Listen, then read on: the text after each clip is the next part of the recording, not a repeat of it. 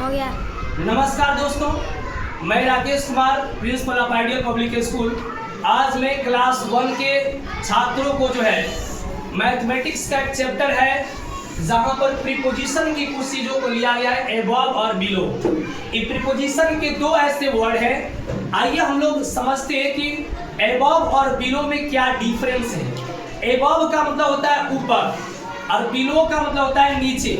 लेकिन एबव और बिलो यहाँ पर हम लोग ये समझे, जैसे अंडर मीन्स भी होता है नीचे, और उसके बाद ऑन मतलब भी होता है ऊपर, लेकिन इसमें अंतर है अंडर और ऑन में, एबव और बिलो में। आइए समझते हैं कि क्या डिफरेंस है। जैसे एबव देख रहे हैं तो ये दीवार से लगा हुआ एक फैन है।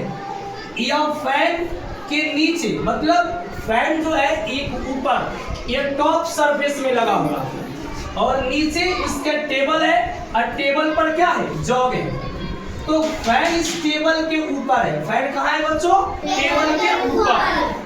फैन टेबल के ऊपर है और यह फैन जो है एबव द टेबल खड़ा है। The fan is above the table. लेकिन फैन क्या एक टेबल से सटा है? नहीं। यानी इसका यह अर्थ है कि जब भी एबव प्रीपोजिशन का प्रयोग करते हैं तो एबव जो होता है सरफेस कांटेक्ट में नहीं होता, यानी किसी सतह से सटा हुआ नहीं है। जैसे ये रूम में फैन लगा हुआ है, इसको दिखाइएगा, यह फैन लगा हुआ है और यह फैन एबव योर हेड, यानी the fan is above your head. यह पंखा आपके सिर के ऊपर है, लेकिन क्या यह पंखा आपके सिर से सटा है? नहीं। इसी को बोलते हैं सरफेस कांटेक्ट, यानी यह सरफेस कांटेक्ट में नहीं है।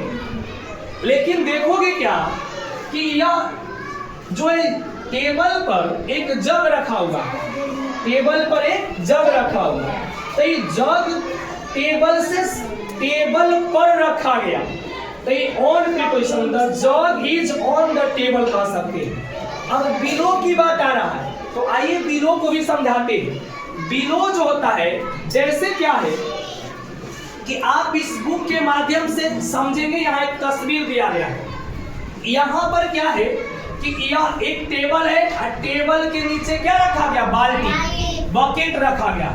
तो ये बकेट अंडर द क्या है? Table. The bucket is under the table, यानी यह बकेट क्या है?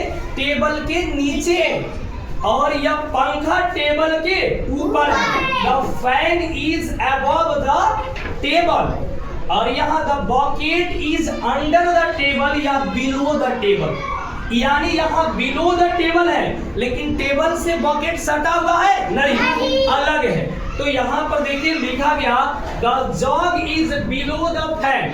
ये भी समझ सकते हैं कि जग जो है टेबल पर है तो ऑन द टेबल है, लेकिन फैन के नीचे, लेकिन फैन से जग सटा है नहीं सटा है। इसका मतलब हुआ कि ये जो जग है ये बिलो द फैन, यानी the jug is below the fan. Jug क्या है? पंखे के नीचे है। I hope you have understand the meaning of above and below preposition. Thank you.